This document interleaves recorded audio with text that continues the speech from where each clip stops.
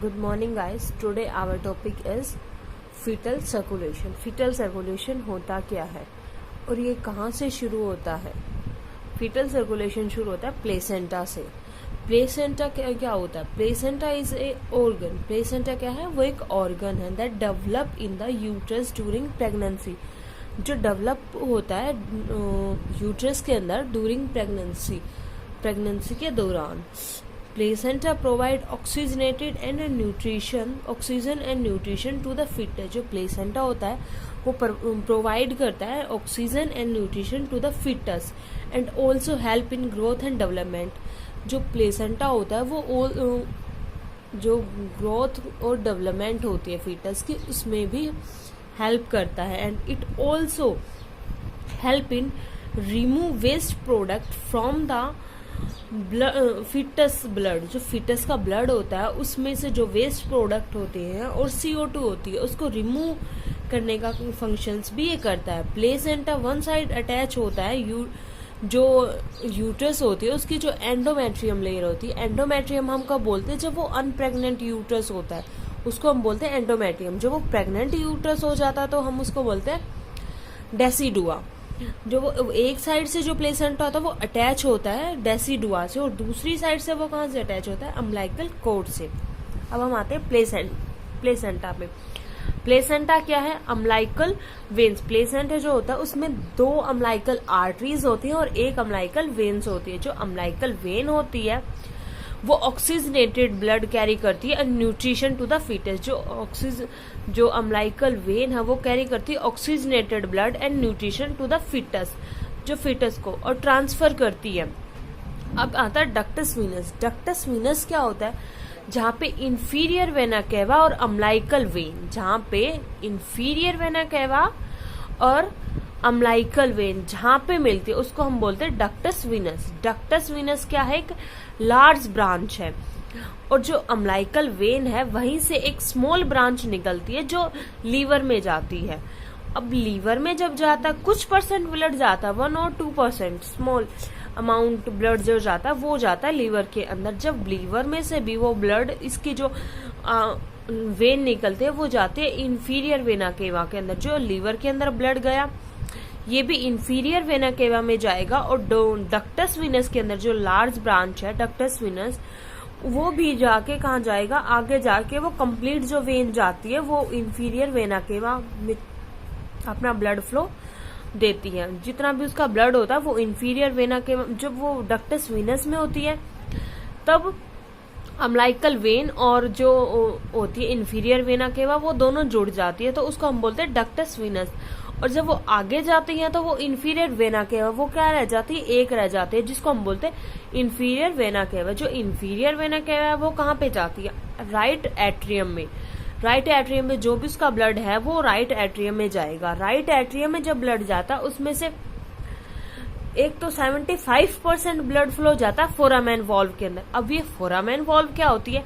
Foramen valve वो होती है जो अपर जो चैम्बर्स होते हैं, हार्ट के 4 चैम्बर्स होते हैं, right atrium, left atrium, right ventricle और लेफ्ट वेंट्रिकल.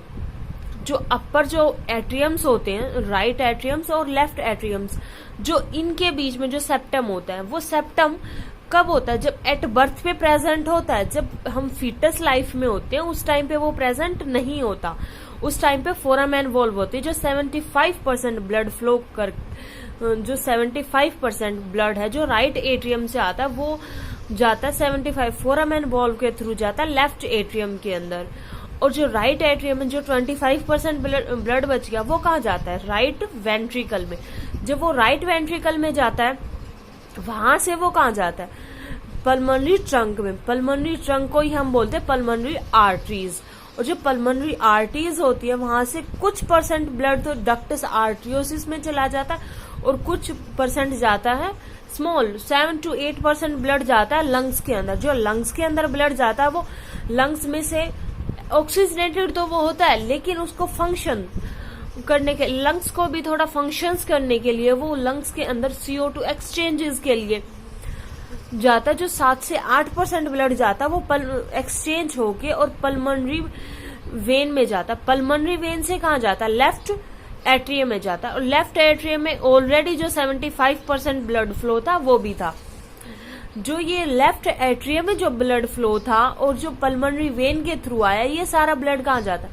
ये लेफ्ट वेंट्रिकल में जाता है। और जब लेफ्ट वेंट्रिकल में जाएगा तो ये यहाँ से कहाँ जाता है? आर्क ऑफ अरोटा में। जो पल्मोनरी आर्टरीज होती है, जो पल्मोनरी आर्टरी से जाता है डक्टस आर्टरीज में। अब ये डक्टस आर्टरी क्या होती है? डक्टस आर्टरी वो होती है जहां पे 2 या 2 से ज्यादा आर्टरीज मिलती है, हम उसको बोलते हैं डक्टस आर्टरीज।